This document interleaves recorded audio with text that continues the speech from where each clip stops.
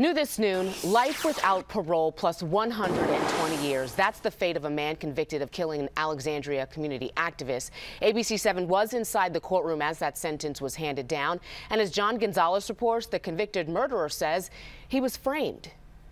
You need to be removed from the community. Those were the words from the judge to Tyrone Lewis today, just moments before being sentenced. The 28-year-old sentenced to life without parole plus 120 years consecutive.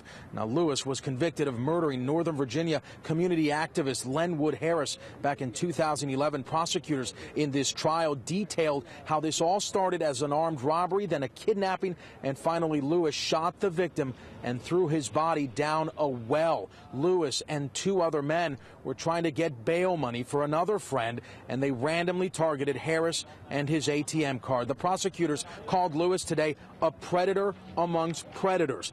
But throughout this entire trial, Lewis claimed he was framed. And even today, he said, quote, "My heart goes out to the family, but I've also lost my life for something I didn't do."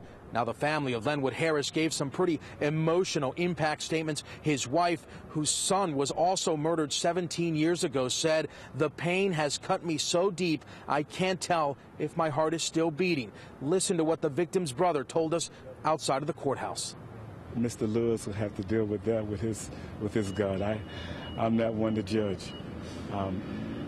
When he wake up in the morning and when he go to sleep at night, he's got to live with whatever he did.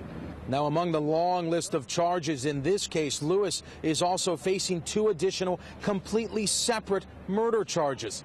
In a posthumous move, a park on Braddock Road in Alexandria was recently renamed in honor of the community activist.